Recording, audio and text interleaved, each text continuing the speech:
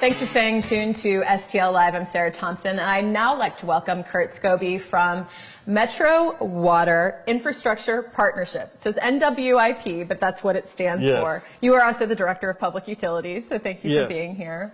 My pleasure. So we're going to talk about water, which is vital. It's essential. We need it. We can't live without it. And we're at a point now where our infrastructure is what? It needs to be replaced. Is that correct? That's correct. It's a long-term investment of many of our pipes and mains of 100 years or more that you reasonably expect them to last. But we're coming to the life cycle where many of our mains need to be replaced because of age or effects of age working on them. So this is, you're starting this campaign. Tell me a bit more about this campaign, really to raise awareness that we need to replace these pipes. For example, these pipes, the one that you brought. Right. This is an example of a pipe that we removed from our system. You can see the hole where the pipe failed. We had a leak. We had to dig it out, replace the length of it, and put it back in the ground buried and put the customers back in service. It can be a major disruption.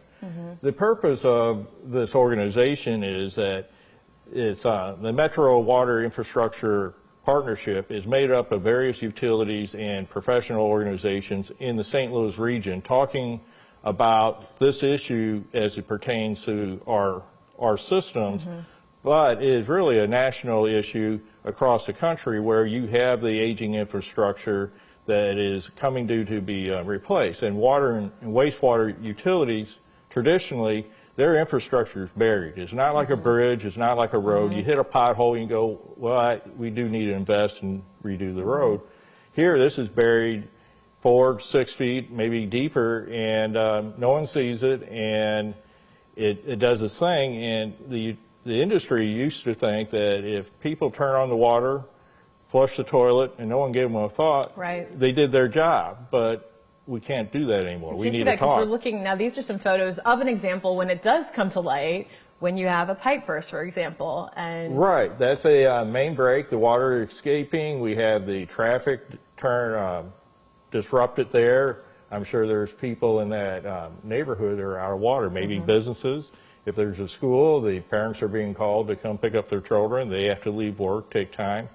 It's a problem for the community. And how deep down, I mean, when we're looking at these photos, how deep down are water mains generally? Below the frost line, it's typically at least 4 feet in this area, and it can be considerably deeper than that. And so this has been, with the system that we have here in St. Louis, I mean, you were saying really with these pipes, I mean, how old have these lines, some of these lines that are haven't been replaced, how old are they? We have, in the city system, we have pipe maybe average of 80 years old. We have other pipe that's 150 years old. Age of the pipe itself is not the full story. It's not like a loaf of bread, best used by this date. But the longer it's in the ground, the longer you have other forces like corrosion or movement of the soil to work on it to cause these breaks. So the complete sort of renovation, the whole, removal of this, redoing this, has it already started? Yes, I think many of the utilities have used money in their current budgets and to replace some of these pipes, but it's going to have to ramp up over the years because traditionally our rates have never been geared to cover this. And we're looking at, this is the photo, these are going to be the replacements, is that correct? And you're saying that's plastic, or is that PVC? What is it's a plastic pipe, PVC plastic pipe, and they are getting ready to put that in the ground.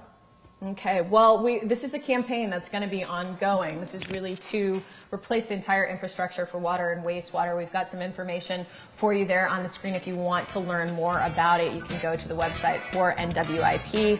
There it is, MWIP or MWIPartnership.org to learn more about, again, this restructuring in the wastewater infrastructure that's going to take place. But there's more to talk about. This is actually a very big topic, so we're going to take a quick break, but we're going to continue to chat with Curt Skouby from MWIP when we return from this break. We'll be right back.